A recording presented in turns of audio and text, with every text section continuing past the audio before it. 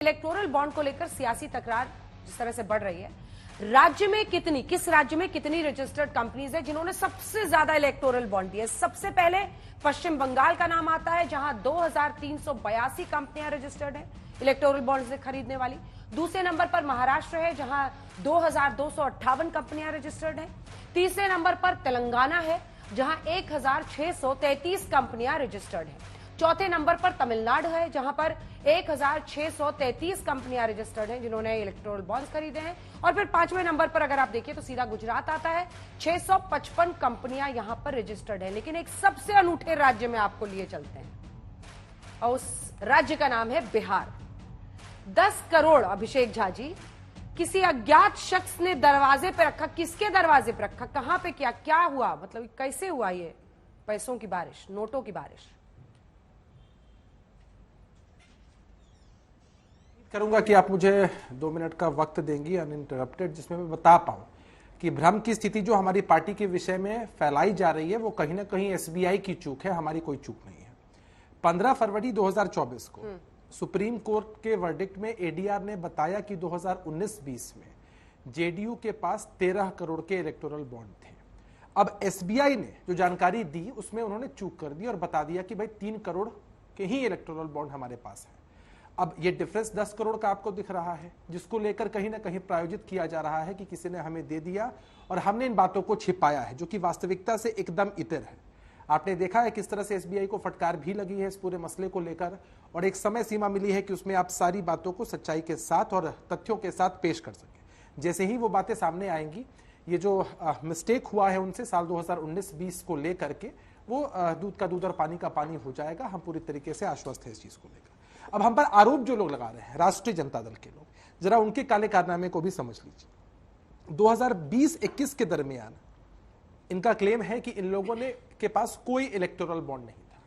RJD ने कहा इसको आधिकारिक रूप से, लेकिन जो जानकारी सामने आ रही है, जो एसबीआई ने प्रस्तुत की है, उसके हिसाब से 1 करोड़ का इलेक्टोरल बॉन्ड इन्हें मिला ही था। हद है, इनकी जो राजनीति की पूरी स्टाइल है वो भी गजब की है। इतने लंबे समय तक ये बिहार की सत्ता में नहीं रहते। मैं बस कुछ आंकड़े आपके सामने शेयर कर देता हूं कि 2015 में जब ये हमारे साथ सत्ता में आए थे, तब दिसंबर से लेकर मार्च के महीने तक, उस फाइनेंशियल ईयर में 2015 से लेकर 2016 के समय मात्र 4 महीनों में इनको 6 करोड़ से अधिक का 6 करोड़ 58 लाख रुपए मिलते हैं चंदा के रूप में, और हमारी पार्टी को कितना मिलता है? महज 2 करोड़ 41 लाख रुपए। अगले पूरे फाइनेंशियल ईयर की अगर हम बात करेंगे तो उसमें जानकर आपको ताज्जुब होगा कि राष्ट्रीय जनता दल के लोगों को 57 करोड़ 95 लाख रुपए चंदा मिला, और हमारी पार्टी जेडीयू को मात्र 12 करोड़ रुपए। और 2022 से 2024 के आंकड़े को देख लीजिए, हमारी पार्टी के पास एक भी बॉन्ड नहीं है, जबकि इनके पास 72 करोड़ 89 लाख की उगाही इन लोगों ने की है। तो जो लोग हम पर आरोप लगा रहे हैं इस 10 करोड़ के विषय में कि 10 करोड़ कौन दे गया, वो वास्तविकता में जानकारी के अभाव में इस तरह की चीजें खबरें चल रही हैं। और इनके बारे में सब कुछ प्रमाणिक है कि जैसे ही सत्ता में आते हैं, सत्ता का दुरुपयोग करके, सत्ता की हनक दिखाकर अनैतिक रूप से ये आमदनी करते हैं। ठीक है, ये तो भाई बॉन्ड्स के माध्यम से आपको दिख रहा है ना, जो काली कमाई है उसके लिए तो उसकी कोई सीमा ही नहीं होगी। तो इस तरह की स्थितियां, हमें लगता है कि सुप्रीम कोर्ट में जब जवाब दीजिए नवल किशोर, पूरी जानकारी शेयर की जाएगी, ठीक है, एकदम दूध का दूध और पानी का पानी हो जाएगा। देखिए, हमारी पार्टी राजनीतिक शुचिता की ठीक है, जवाब सुनिए, आगे भी रहेगी। जवाब सुनिए नवल किशोर जी। नवल किशोर जी जवाब दीजिए। वो कह रहे हैं कि भ्रष्टाचार में देखिए आप लोगों का मुकाबला नहीं कर सकते। अंजना जी, इन्होंने खुद, हाँ देखिए अंजना जी, इन्होंने खुद ही बोला कि ये काला कारनामा है। तो पहले तो इनको मालूम होना चाहिए कि जो काला कारनामा के निर्माता है, निर्देशक है, वो तो उनके गठबंधन में है, नंबर 1। नंबर 2, देखिए जयप्रकाश नारायण ने भी बोला था कि अगर भ्रष्टाचार जैसे चीज को खत्म करना है तो हाईएस्ट प्लेसेस पे पहले खत्म होने चाहिए। गंगा की सफाई करना है तो गंगोत्री से शुरुआत करनी चाहिए। यहां पर तो हाईएस्ट प्लेस पे सबसे ज्यादा धन है, और ये काला कारनामा कह रहे हैं। तो काला कारनामा के 2 संकेत तो मिलते ही हैं कि जब ये बॉन्ड आया था तो मनी बिल के कॉन्सेप्ट में आया था। उस समय राज्यसभा में भाजपा की स्थिति नहीं थी पारित कराने की, इसलिए इसको मनी बिल के टर्म में लाया गया। दूसरी बात कि इसको आरटीआई के दायरे से दूर रखना, ये भी उस चीज को छुपाने का है। तो बचाने का, छुपाने का जो क्रियाकलाप है वो तो खुद भारतीय जनता पार्टी कहती है, और उसके साथ में आप सहयोगी हैं। दूसरी बात जो सबसे महत्वपूर्ण है कि आप ऐसे ही काम करते हैं जब जाति जनगणना होती है तो कहते हैं गणना ही खराब है, हमारे घर तो कोई आया नहीं था। अरे आपसे कहा जा रहा था कि पूरे देश में गणना कराइए, तो आप नहीं करा सकते हैं। एक सरकार जब करा रही थी तो उस पर आप सवाल उठा रहे हैं। ये जो कानून आपने बनाया है, जिस भी राजनीतिक दल को जो भी मिला है वो तो इस कानून के पालन के तहत मिला है। किसी ने, आरजेडी ने खुद बनाया है इलेक्टोरल रोल, या किसी और पार्टी ने बनाया है। जिस पार्टी ने जो सत्ता में है, आपने अगर ये बोला कि सत्ताधारी लोग इसको मैनिपुलेट करते हैं, तो भारतीय जनता पार्टी ने तो मैनिपुलेट किया है। 47% ज्यादा बॉन्ड, इलेक्टोरल बॉन्ड उसके पास आए हैं। किशोर जी, ईडी का इस्तेमाल का संकेत। नवल किशोर जी, अभी तक का एक सेकंड में जवाब ले रही हूँ। एक छोटा सा आपसे प्रश्न है, जवाब दीजिएगा छोटा सा, क्योंकि आगे बढ़ना है, मुझे उन दोनों से कमेंट लेना है। इससे पहले जब ये कानून बना था, उसके पहले चंदा आप लोगों को कैसे आता था, या बिना चंदा के ही काम चल जाता था? नहीं, जैसे सबको आता था वैसे हमको भी आता था।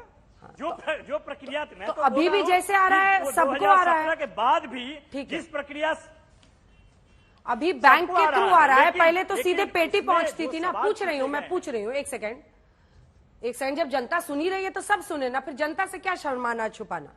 तो क्या हम माने कि अब इलेक्टोरल बॉन्ड बैंक के जरिए आप सबको आता है, तो पहले बक्सा में आता था सबको? कर रही हैं नहीं अंजना जी, शेयर वैल्यू जो नहीं आता था, जो प्रक्रिया पहले था, पूछ रही हूँ मैं, पूछ रही हूँ, उनको जवाब देने दीजिए अभय जी। आपको भी मौका दूंगी, आप भी बताइए कि पहले कैसे आता था। नहीं, उस प्रक्रिया को अगर हटाया गया और इलेक्टोरल बॉन्ड लाया गया, और जिसमें क्लेम किया गया कि इसमें पारदर्शिता है, जैसा कि गौरव भाई बोल रहे हैं, दूरदर्शिता है, तो इसमें तो सुप्रीम कोर्ट के निर्णय के बाद तो पारदर्शिता और दूरदर्शिता का सच तो लोगों को दिख गया। ठीक है, सवाल क्वेश्चन, इसका जवाब मैं ले लूंगी गौरव जी से। पहले क्या आपने लास्ट पॉइंट है नवल जी, लास्ट पॉइंट देखिए, जैसे आपने कहा, देखिए मैं बोलता लास्ट पॉइंट, जैसे आप पहले बोलते थे या लोग सवाल उठाते थे कि जब ईवीएम नहीं था और पेपर बैलेट था तो सारा जब्त हो जाता था, उस पर लोग कर लेते थे। तो ये ईवीएम आया, उसके बाद लोग क्यों सवाल उठा रहे हैं? जब किसी न किसी तरह से उसमें मैनेजमेंट हो रहा है, पहले ज्यादा पारदर्शी व्यवस्था तो सवाल तो उठाए जाएंगे। ठीक है नवल जी, रुक जाइए, और टाइम की कमी है। अभय जी पहले आप छोटा सा कमेंट दे दीजिए, उसके बाद मैं उनसे जवाब लूंगी। छोटा बोलना होगा क्योंकि टाइम अब कम है। आपने पहले कैसे आपने पूछा है पहले क्या था, तो पहले कंपनियां चंदा देती थी, वो अपने एवरेज मुनाफे के 3 साल का 7.5% से ज्यादा नहीं दे सकती थी। पहले कंपनियां चंदा देती थी तो कंपनी एक्ट में उनके स्टेक होल्डर्स को बताना पड़ता था, कांग्रेस को दिया है, बीजेपी को दिया है, आरजेडी को दिया है। पहले चुनाव आयोग का जो कानून था पीपल्स रिप्रेजेंटेशन एक्ट का, उसका सेक्शन 29C में चुनाव आयोग को कंपनी का नाम बताना पड़ता था कि इस कंपनी ने इतना चंदा दिया है। यह पारदर्शिता पूरी तरह से खत्म कर दी इन्होंने, क्योंकि ये अपने काले कारनामों पर पर्दा डालना चाहते थे।